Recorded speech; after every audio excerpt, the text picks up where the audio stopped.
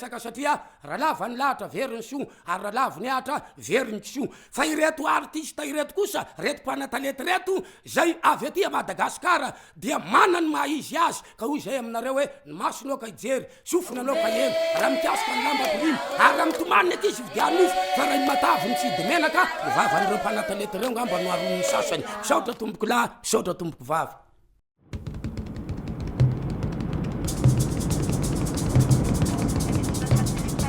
On June 6, 2006, the Exo Terra expedition team members met in Brussels, Belgium to start the first leg of the Exo Terra expedition to Madagascar. We first flew to Reunion Island, where we had a connection the next day to Madagascar's biggest offshore island, Nosy Bay. Our Malagasy team members and logistics support picked us up at Vanheygeni airport, where we overloaded 2 small taxis to bring us to Ambalha. When you arrive at Ambalha with the knowledge that this is Madagascar's biggest tourist center, you realize that Madagascar has a long way to go to make it into the mainstream travel brochures. We checked into our hotel for our last night of luxury. Most people would already consider staying in this hotel adventurous. It did not take long before we spotted our first day gecko living on the ceiling of one of the rooms.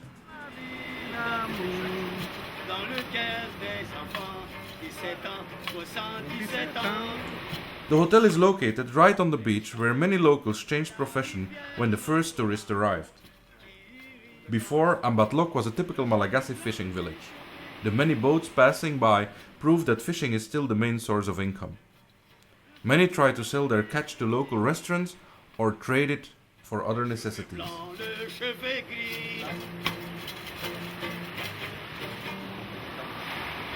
Thank you. Thank you. We bought some fruits and vegetables from local women who offered their produce out of fully loaded baskets carried on their heads.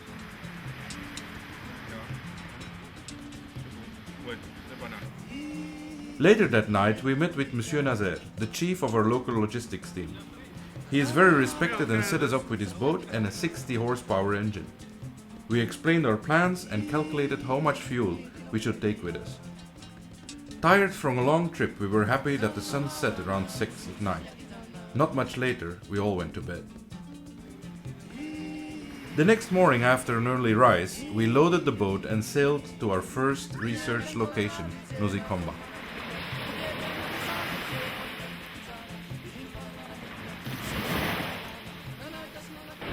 Dauphin bleu au fond d'intérieur. Bon, Bob.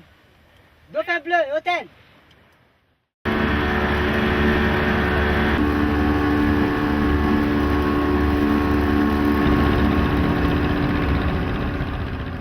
We arrived at this idyllic island around noon. Nosy Komba is Malagasy for Lemur Island. But this time, we didn't see any. We started our search for reptiles and amphibians right at the beach where we landed, across from our next destination, Ankifi. It did not take long before we spotted our first skinks of the genus Mabuya on some rocky outcrops on the beach. After photographing a very nice colored caterpillar, we found our first day geckos. A juvenile Phelsuma dubia, Phelsuma laticauda, and Phelsuma madagascariensis grandis.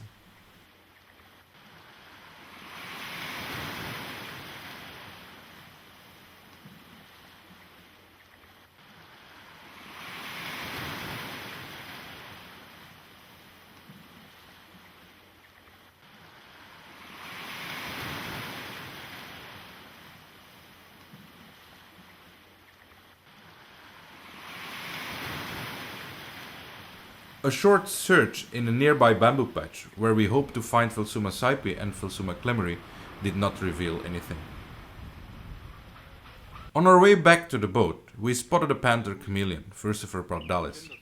These panther chameleons are slightly different in coloration from those on Nosy Bay and entirely different from those found elsewhere in Madagascar.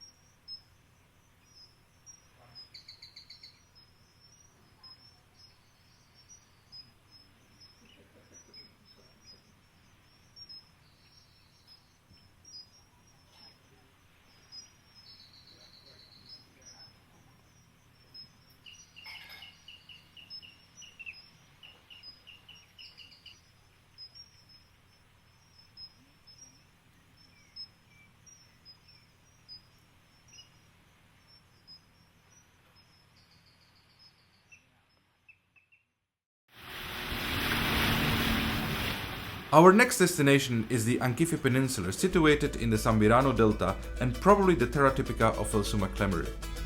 Upon arrival, we immediately organized the vehicle to bring us as close as possible to the bamboo forest in the peninsula's interior. This would be the last car we would see for a while.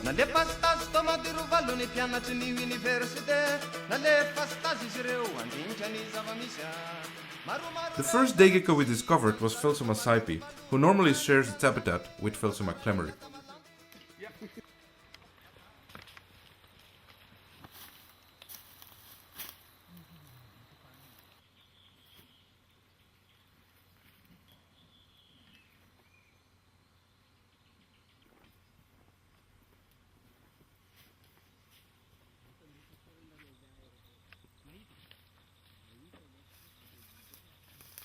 It did not take too long before we found our first Phelsuma clemeri this trip, without doubt the most striking gecko.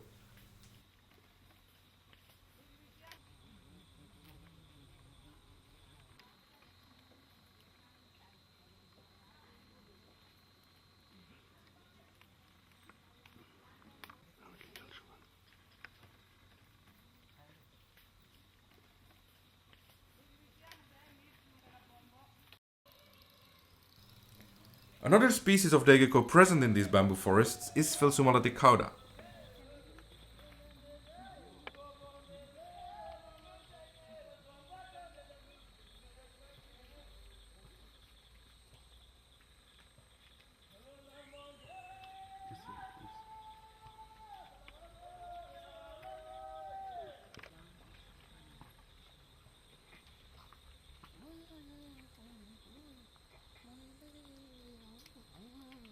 Madagascar has no real poisonous snakes. The only exception is the Malagasy hognose snake, Laiohetrodon madagascariensis.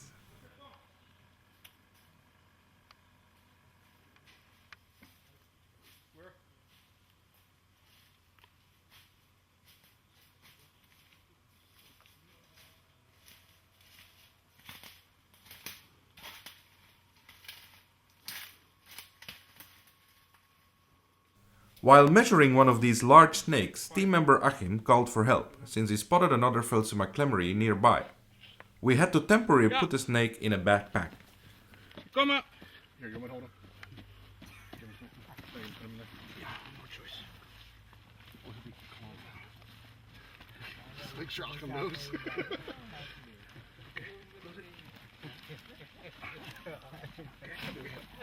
Alright, you know what's happening? Was er eigenlijk zijn, hè? Dat moest wel zijn. Oder diese. Kan vielleicht hier schon mal gucken. Von deiner Hand da. We caught several Phelsuma clemeri for measurements and collect other data. Catching these little geckos that fit into the tiniest bamboo crack is not an easy task. You need more than one pair of eyes in order to finally capture them.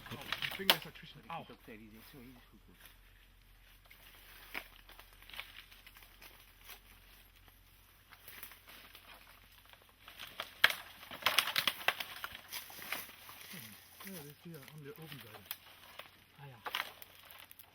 Nee. Ah. Nee. Hand weg. Ah, shit.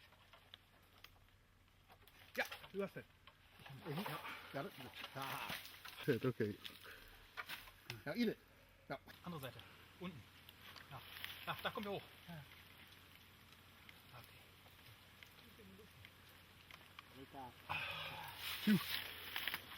Okay. Male again. 2 males? 2 males.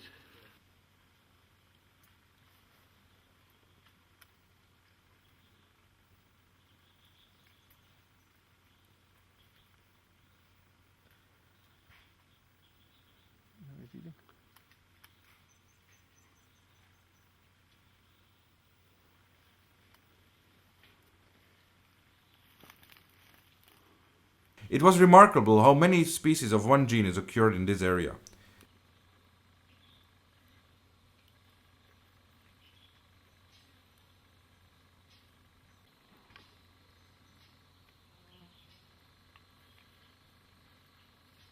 Next to the giant Phelsuma madagascarensis grandis, we hope to also find the smallest species, Phelsuma vanheygeni. We discovered this species during our 2004 expedition. It was later described by Achim Lerner.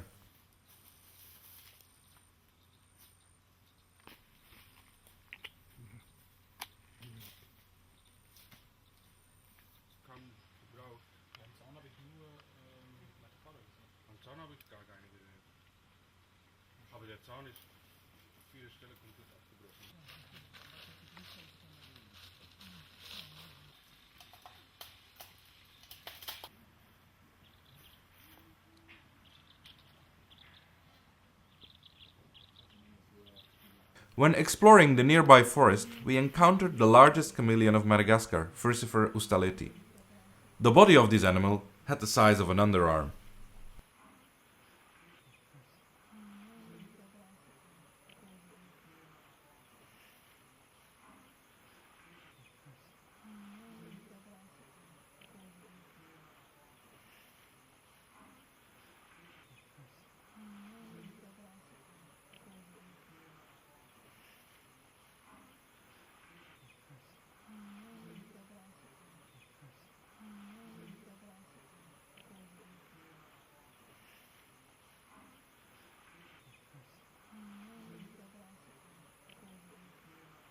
The peninsula has also its own color morph of panther chameleon, Furcifer pardalis. Several males were found in a small area.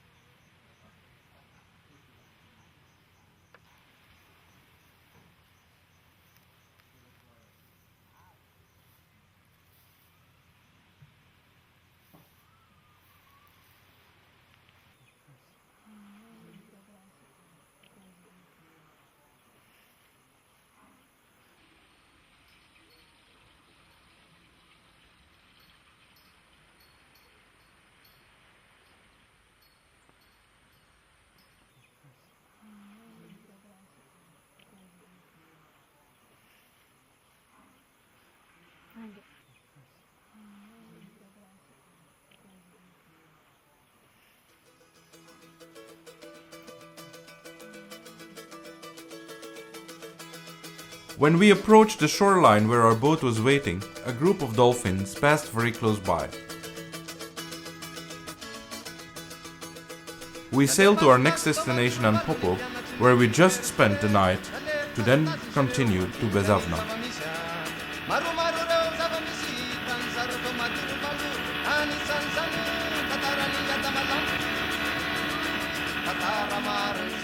It was a long trip of nearly 50 kilometers and we had to refuel at sea.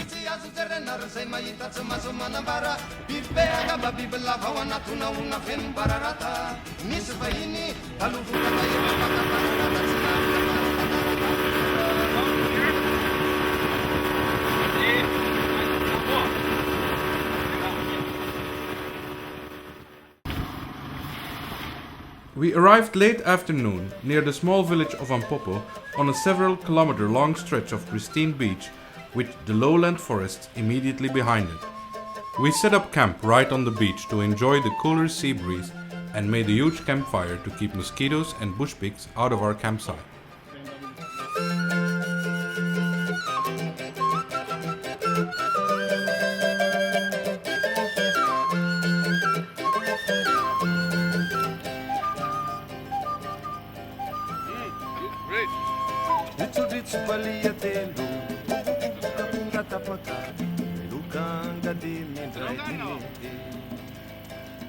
That night we discussed a strategy for the upcoming days and afterwards some team members ventured into the nearby forest, without much success.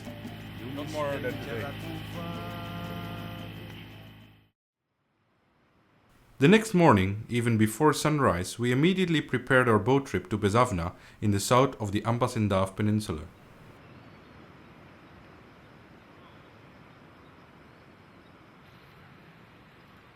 The morning sunshine revealed the real beauty of this desolate spot, which made it even harder to pack our gear and leave. Out of the blue, a Malagasy hognose snake, Laiohetrodon madagascarensis, crawled through our campsite towards the nearby forest, where it disappeared as swiftly as it came.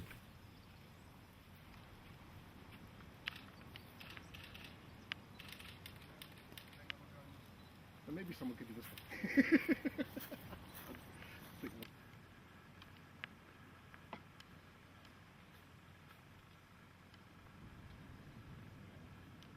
See them? Yeah. Yes. While following the snake, we found our first panther chameleon, Cameleo pardalis.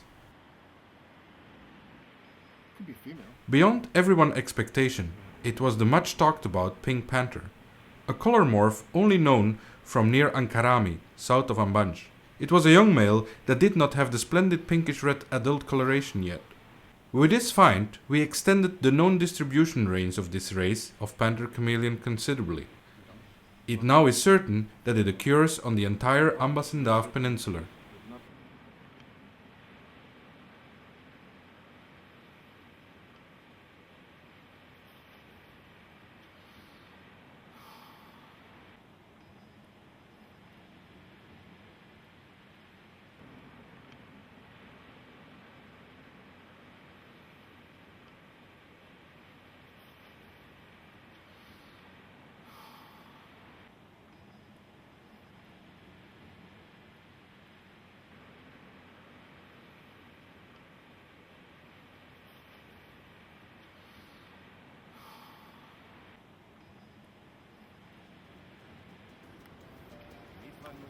At the edge of the forest and the beach, several endemic orchids of the genus Angrecum were blooming.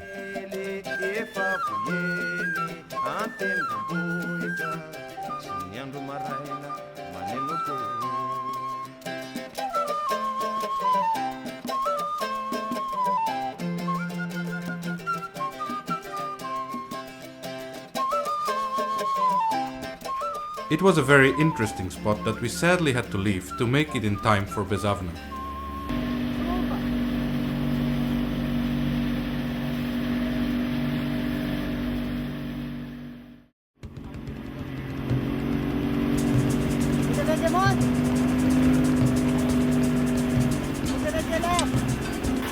It took us about 3 hours to reach the entrance of Bizavna River in the south of the Aopo Peninsula.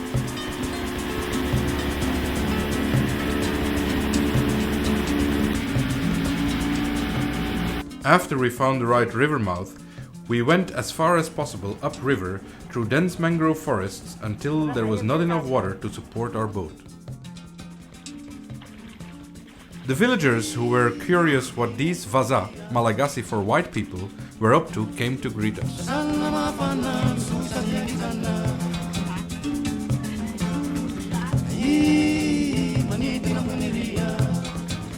One of our Malagasy teammates told us that the last time they saw a vaza was about 25 years ago when the last French abandoned the vanilla plantation in the area.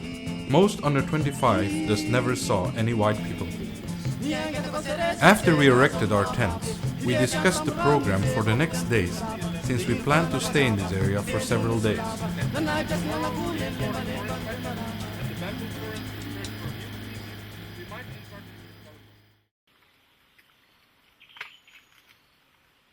The next morning, we set up pitfall traps for smaller ground-dwelling reptiles and amphibians in the nearby forest. It doesn't fall next to the pit.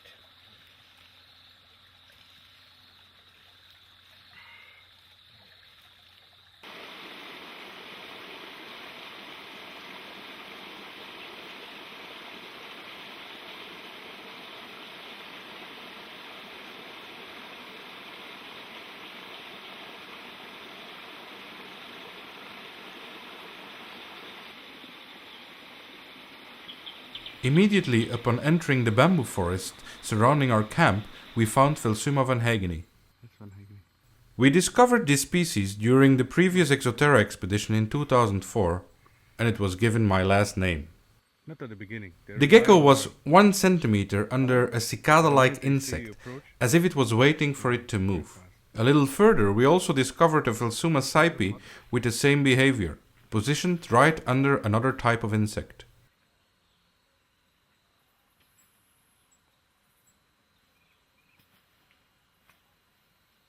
The next bamboo pole also had a Phelsuma saipi on it, again with an insect right above it. It was clear that the geckos were not stalking the insect to eat it, but were waiting for them to excrete something.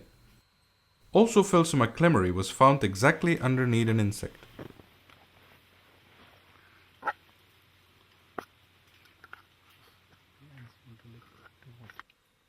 Two ants were trying to approach to feast as well on the probably sweet excretion of the insect, but had to wait for the Phelsuma clemery to leave.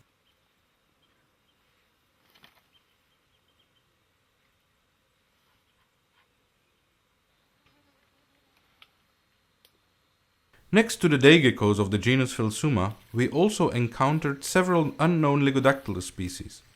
Phelsuma saipi was definitely the most abundant of all geckos occurring in the bamboo forest. Also, Phelsuma vanheygeni seems to be very common in this area, but a little bit more difficult to spot since they live between the bamboo leaves and the thinner branches.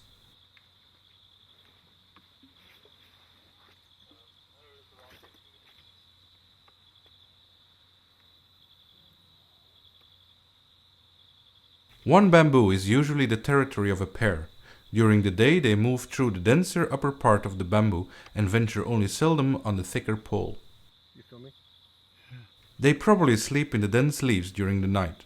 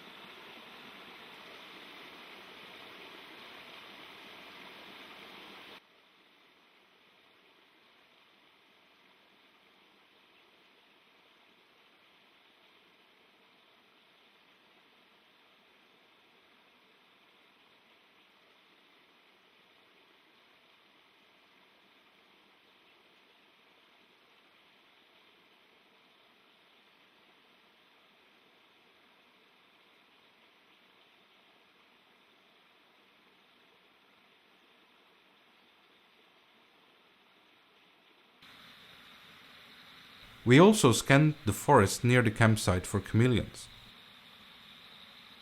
The first one to encounter was the massive Furcifer ustaleti. Furcifer ustaleti is abundant and widespread in Madagascar. It inhabits both warm and humid coastal lowlands, but seems to prefer drier forests. This large chameleon commonly reaches a total length of 60 centimeters, but even larger males have been reported. Coloration is primarily of greys and browns, but also completely green animals were found.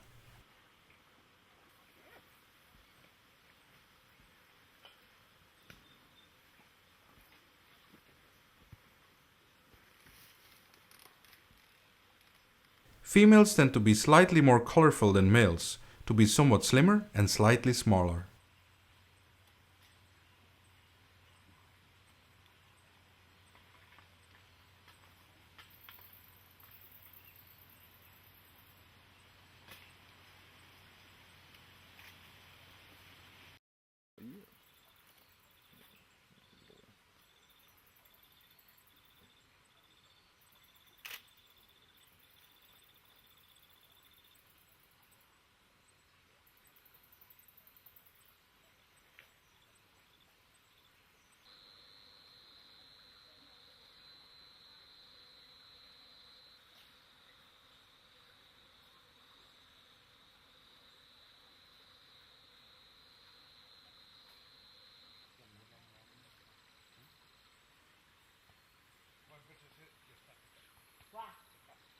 Another abundant species in this area is Furcifer pardalis. This female is hard to classify to a specific color morph. In males, the variance of coloration is much more noticeable. Probably it's a pink panther color morph, since Ankarami is only 20 kilometers more to the east of Bizavna. Adult males, in addition to being significantly larger, have a more defined casque. A known predator of smaller lizards and amphibians is this snake, Itisophis miniatus, which was found in a bamboo patch searching for prey.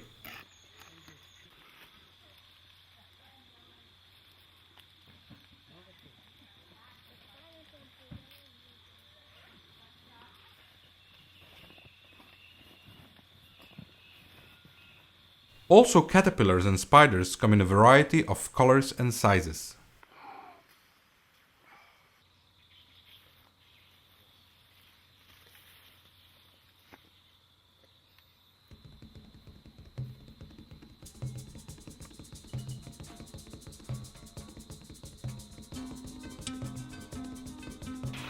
This large female palm spider is completely harmless despite its size of over 10 centimeters.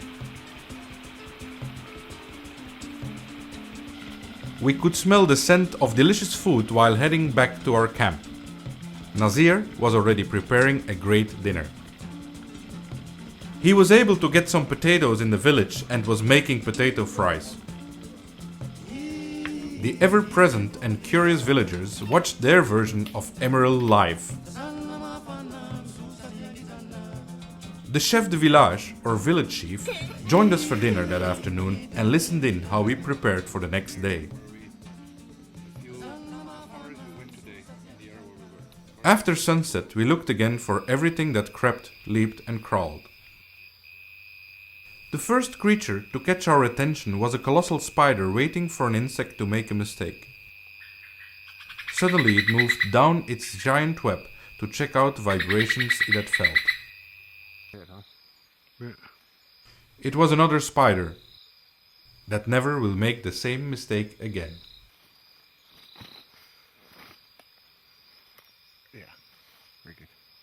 The greater hedgehog tenrec, Setifersetosus, is common over much of Madagascar. It feeds both on animals and fruits. Geckolepis species, or fish-scaled geckos, are easily recognizable by their large scales, which are fixed only superficially. The species are active during the night and spend the day under the bark of trees in primary or secondary forests. The endemic genus of Uroplatus is also nocturnal but relies on its camouflage and spends much of the day head downwards on small trees. At night they hunt for insects and sometimes jump more than a meter from tree to tree.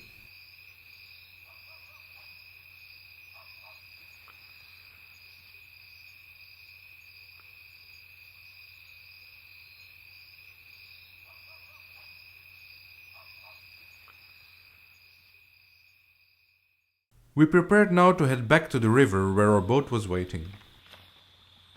Hopefully it was already high tide, since we had a long journey through the mangroves ahead of us.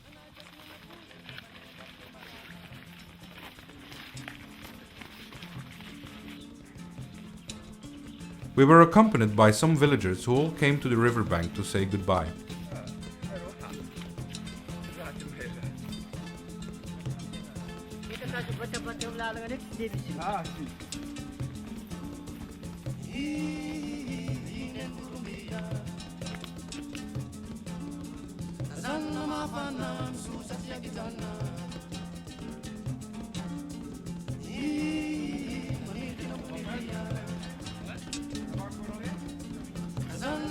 Luckily, there was already sufficient water to take us to the open seas.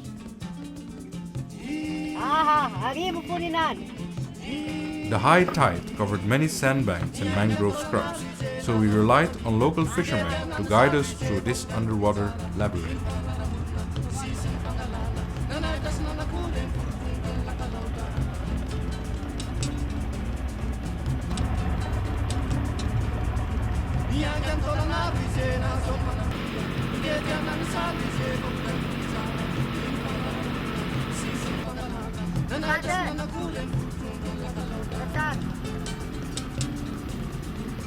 We first headed for Nosy Ranch, a small island off the coast of the Ankifi Peninsula.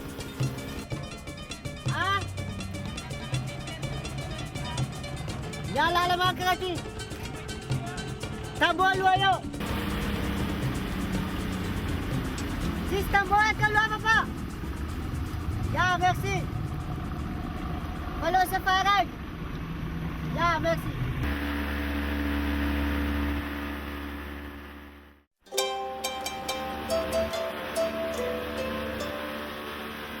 Nosy Ranch is made up of two islands conjoined by a bank of white sand which is submerged at high tide. We were able to pick up the supplies, mainly fuel and water, that was brought here from our base at Nosy Bay.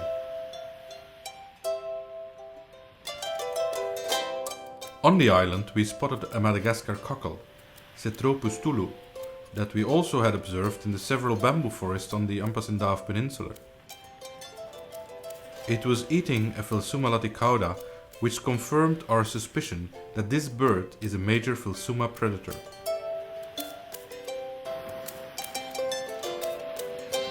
We left Nosy Ranch for Russian Bay at the northern part of the Ankifi Peninsula to spend the night.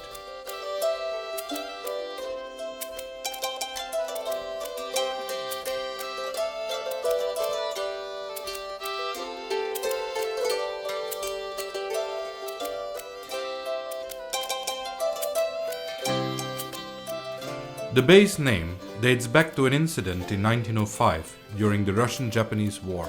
A Russian warship anchored here with the orders to attack any passing Japanese ship, but the crew tasted the life in Madagascar. The ship was hidden in what is now called Russian Bay and only emerged to trade with pirate vessels in the Mozambique Channel. The Russians sold anything they could remove from the ship, and the last one died only in 1936.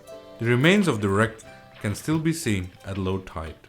Just before leaving this Garden of Eden, we spotted the juvenile Madagascar iguana, Oplurus cuvieri, basking on a palm trunk. This disjointed distribution of iguanas is a biogeographic mystery. The whole family consists of 650 species, of which 99% occurs in the Americas. Only very few species occur elsewhere, in Fiji, Tonga, and Madagascar.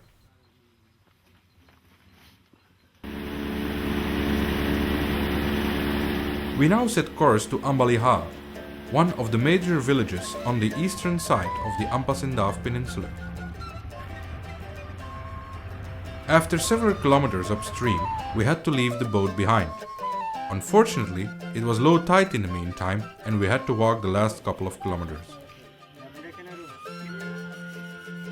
Like last visit in 2004, we chose the only store in the village as our base, where we were able to leave some unnecessary gear and the outboard engines behind. Ambalha is a typical Malagasy village with extremely friendly people that are ever curious and inquisitive.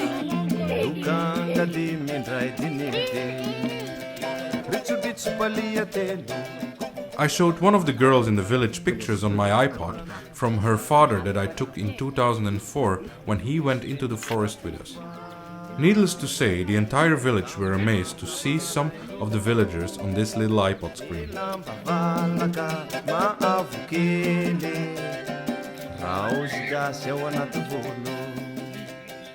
Nearby the shop, we found a Phelsuma dubia on a coconut palm.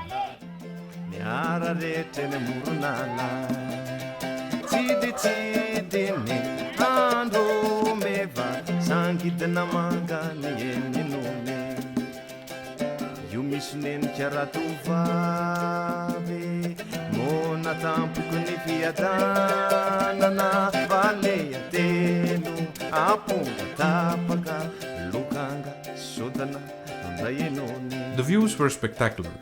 In the distance you can see Ankifi, Nosy Komba and even the Loco Bay strict reserve on the island of Nosy Bay. After a strenuous climb, it was already dark when we arrived at the top of the mountain and we were able to erect our camp. Some of the guys carrying part of our equipment went down again to bring the next load. We were full admiration that they did this exhausting trip twice, carrying the heavy bags, generator and cases, and even barefooted. The next morning, we were all well rested and prepared for the next journey downhill on the other side of the mountain into the bamboo forests. A small source nearby provided us fresh drinking water. Our clothes needed a wash too after several days in the jungle. Nazir took care of this while we explored the environment.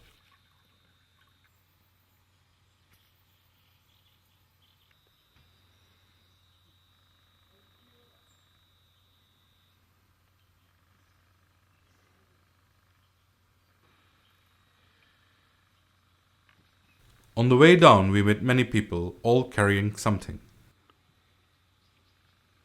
This was a major trading path, where people from the inland traded wood and rice for fish with the villagers from the coastal areas. Ok. Ok. Merci beaucoup, monsieur. Au revoir. Bye-bye. High in these mountains, most of the forest is still intact and wildlife is still abundant.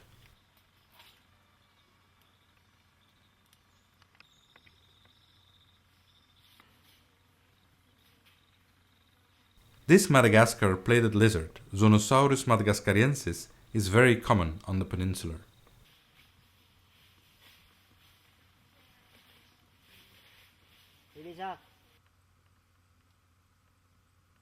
Droomycodrias bernieri is a mainly terrestrial and diurnal snake with a round pupil. Madagascarophis colubrius, on the contrary, is a nocturnal species with a clearly vertical pupil.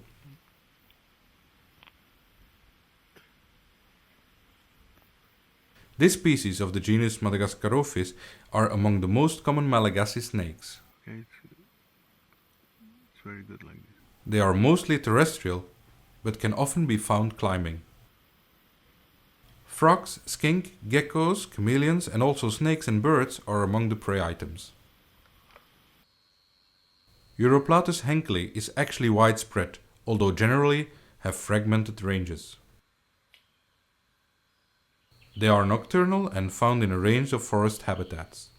While some species can apparently tolerate some degree of habitat degradation, they are found in secondary habitats in low densities only.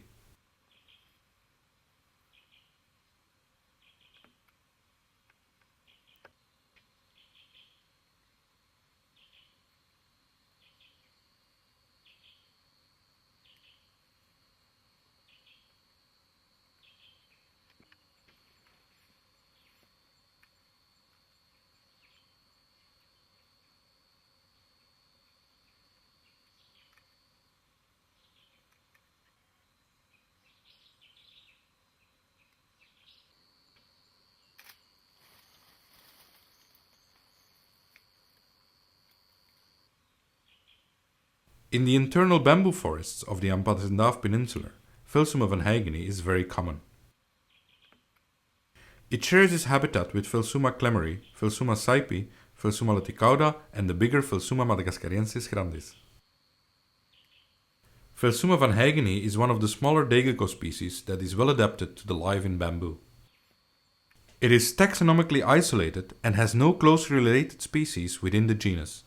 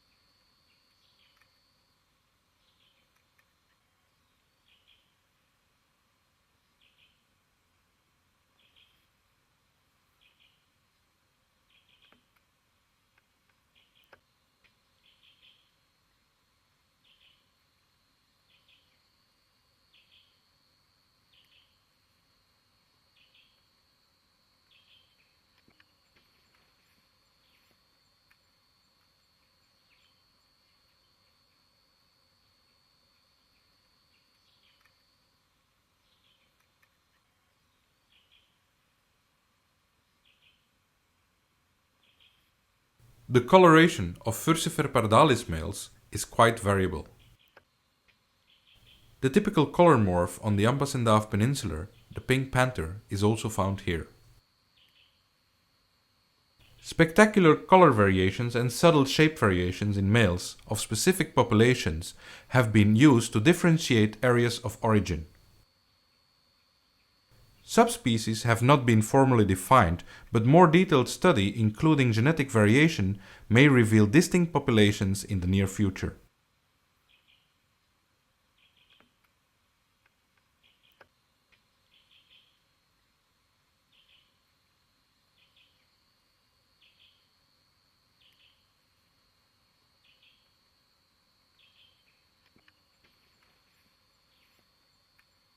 The panther chameleon is indigenous to the warm and humid region of northern and eastern Madagascar.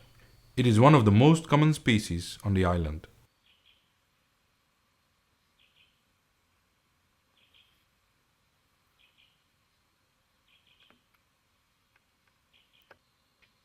Cuvier first described this highly sexually dimorphic species in 1829.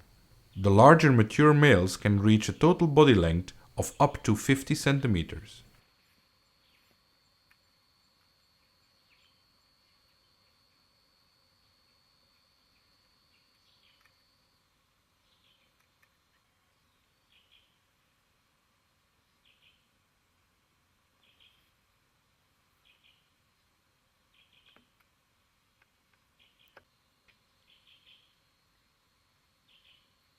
In contrast to most Malagasy geckos, Paradura species like this Paradura oviceps leads a mainly terrestrial life. It is a nocturnal gecko spending the daytime hours under bark of dead trees. They are mostly found in the vicinity of water.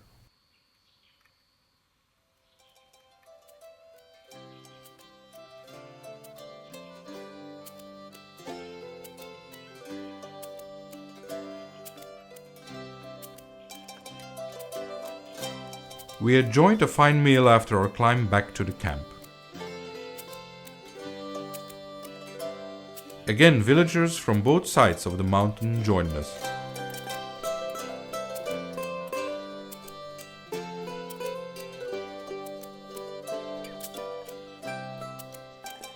The descent was somewhat easier, probably facilitated by the spectacular view. When we arrived back near the village, the water was already so high that we had to walk through several tidal creeks to reach the boat with all our gear. Through the mangroves, we set course to cross the Ambalha Bay towards the town of Djangoa.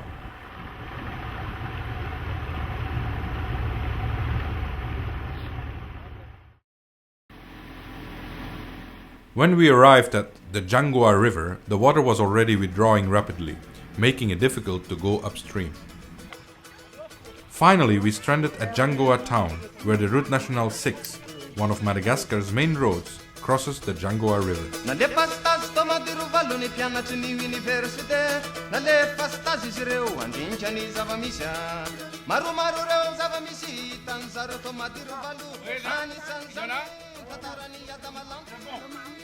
Djangoa is a small town with a mosque and many other stone buildings.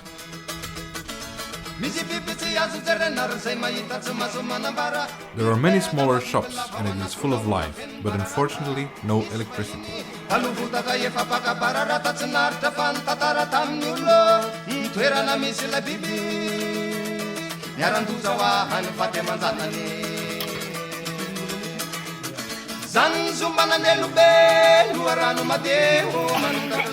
Within the village, we found a furniture hostelity on one of the fences.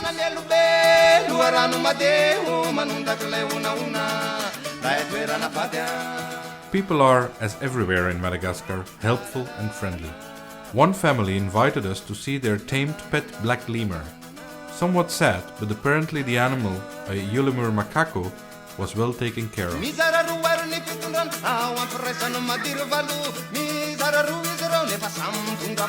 We crossed the river over the bridge to set camp on the northern bank of the river, near a bamboo forest.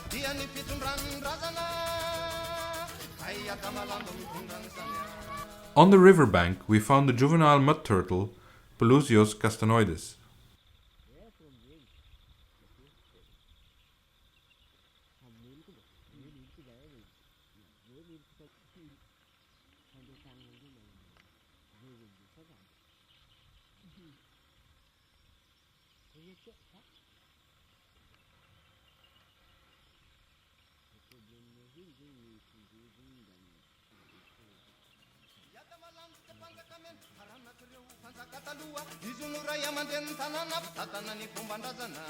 Although crocodiles were common according to the villagers, the river offered great refreshment and an opportunity to wash off days of jungle dirt and sweat.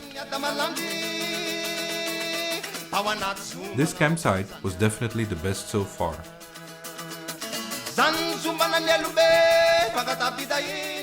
The highlight of this expedition was the discovery of Phelsuma vanheygeni in the bamboo forests here. This is the first record of these recently discovered day geckos off the Ambalha Peninsula and so close to the main road, a road that has been used by many researchers on their way to Ambalha or Antananarivo. It was a very dense and healthy population since we recorded several specimens in a relatively short time frame. Phelsuma clemeri could not be found here.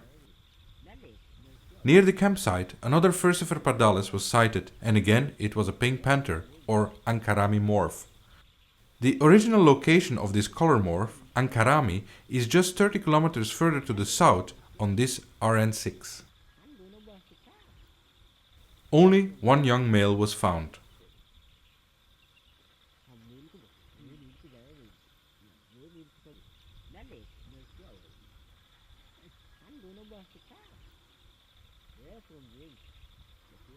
While examining a dead tree, we found several beetles.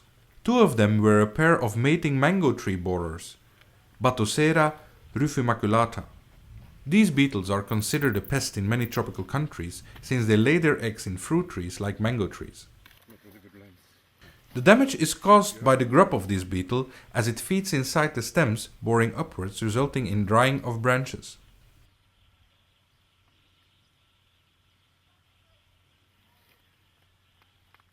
On the same tree, we also documented a Geckolepis maculata, which we tried to chase out of its hiding.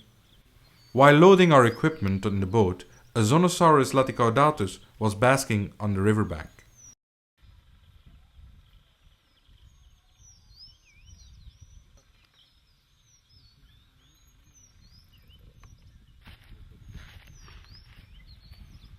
A little further, we caught an impressive Hoplobatrachus tigrinus. This giant semi-aquatic frog measuring 170 millimeters is the only not native Malagasy frog. It was introduced by the Chinese in the Mayotte area. The exact origin of the introduced frogs is unknown.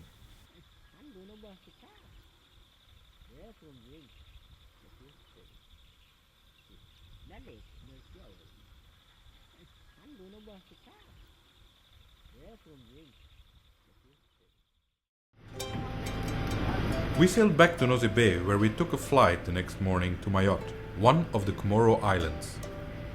Entering the airport and airplane was an abrupt end to our weeks in the uncivilized jungles of the Ambalha Peninsula. Mayotte is geographically the oldest of all 4 Comoro Islands and has a very distinct flora and fauna. We were greeted by a group of brown lemurs, Ulimur fulvus mayottensis, upon arrival in our camp in the south of the island near Kanikeli. Brown lemurs live in social groups of up to 30 individuals. The groups are unstable as individuals freely circulate throughout groups every day. Brown lemur groups are usually peaceful internally, with little or no dominance hierarchy and little dominance of females towards males. The diet consists mostly of fruits, leaves, and flowers.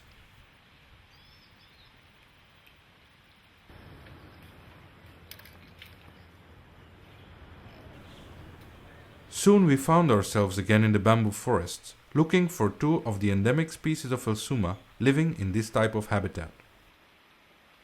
The bamboo on Mayotte is much denser, thicker, and taller than the one in Madagascar.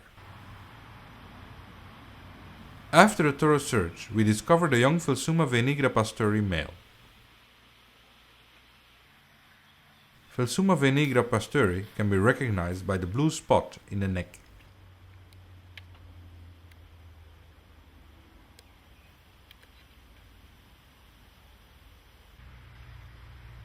In the same bamboo patch, we found after continuous effort several specimens of Phelsuma nigistriata, another Mayotte endemic.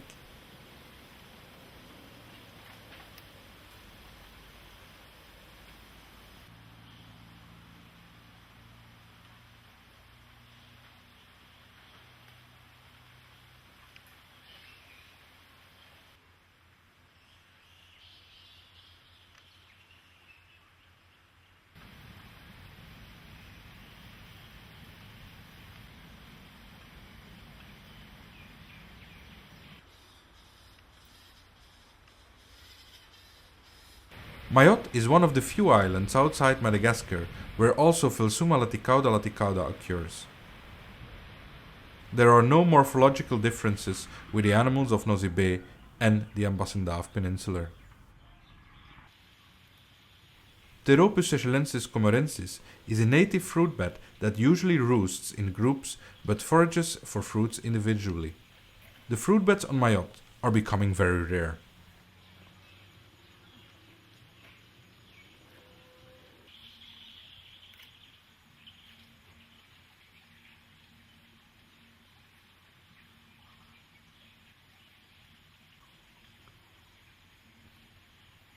Mabuya comorensis is an extremely large Mabuya species that occurs on all 4 Comoro Islands.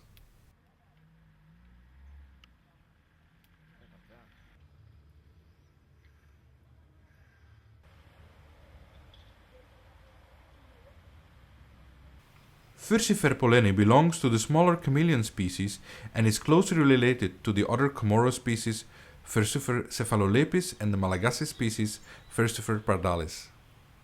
The males reach a total length of about 20 centimeters and females remain clearly smaller with about 15 centimeters.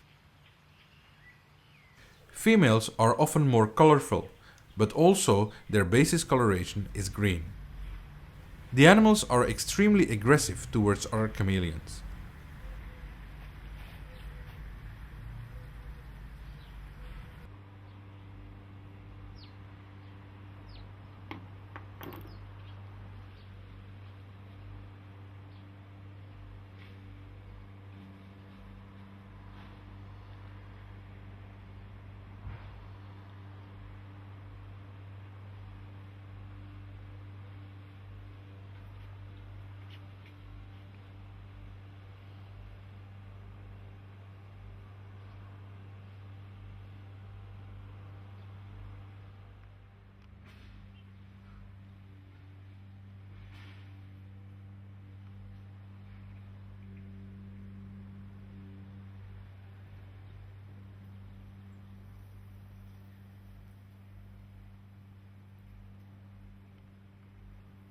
Phelsuma robertmertensi is probably the most widespread of all endemic Phelsuma species on Mayotte.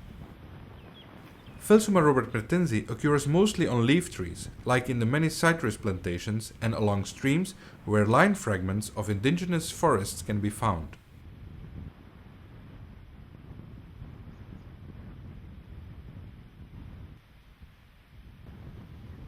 This gecko was licking the excretion at the end of the branches of a frangipani tree.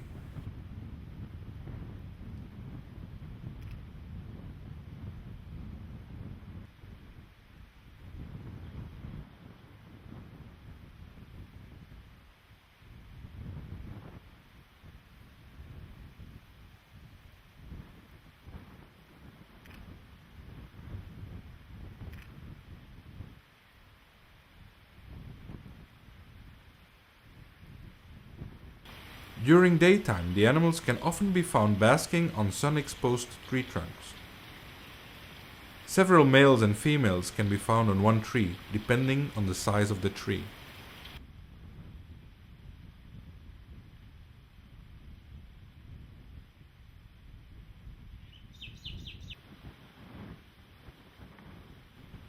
We now leave Mayotte for our last research area on Nosy Bay, Loco Bay Forest.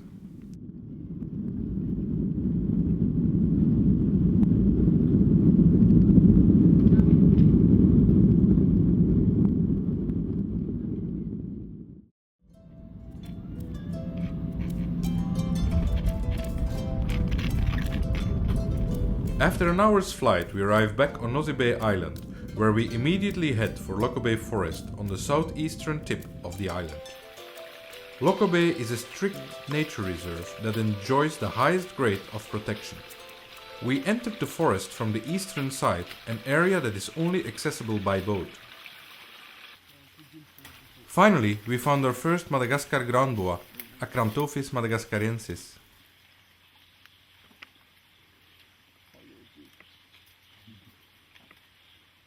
This is the largest of any Malagasy snakes. They can get up to 3.5 meters. In Madagascar, only boidae or boas occur, whereas on the African mainland, mainly Pythonidae or pythons occur. It is a similar situation as with the iguanidae, since the distribution of boas is mainly Central and South America. The Malagasy boas are closely related to the New World species like boa constrictor. Acrantophis madagascariensis is ovoviviparous or gives birth to live young.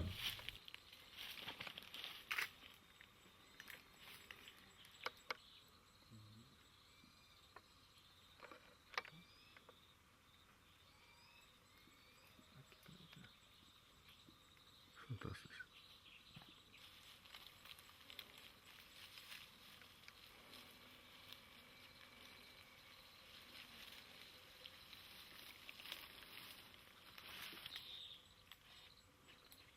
It's too close by, my friend. He loves you. Black lemurs are limited to the northwestern tip of Madagascar and the two offshore islands of Nosy Komba and Nosy Bay. There is striking sexual dimorphism in color. Males are entirely black, whereas female black lemurs, like this one, have a dark coat which lightens to deep rust on the sides and are off-white on the stomachs. Black lemurs are social, living in groups of between 2 to 15 related individuals. A major predator of these lemurs is definitely an Acrantophis madagascariensis of this size.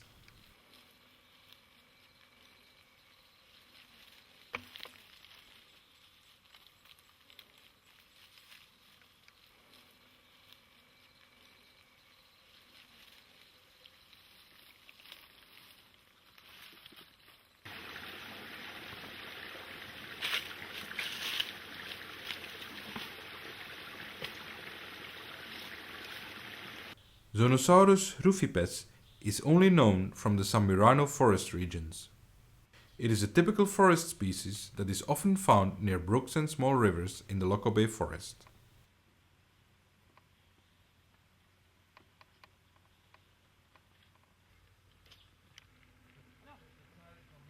Since we visited Loco Bay in the dry season, we did not encounter many frogs.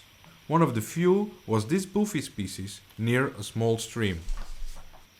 This tree-hole spider hunts for frogs and geckos on bigger tree trunks. Paradura stumphi is mainly found on the ground or in low scrubs on the forest floor in primary forest areas. Geckolepis maculata is very common in Loco Bay forest. It can be found mostly on trees with loose bark that offers ideal spaces during the day.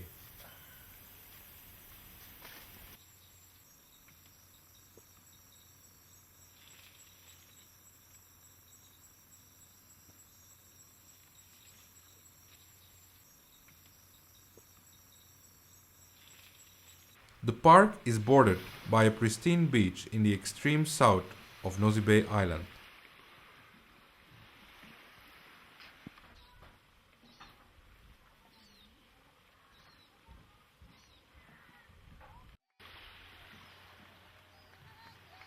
Some small bungalows were built here for visitors to Loco Bay Forest.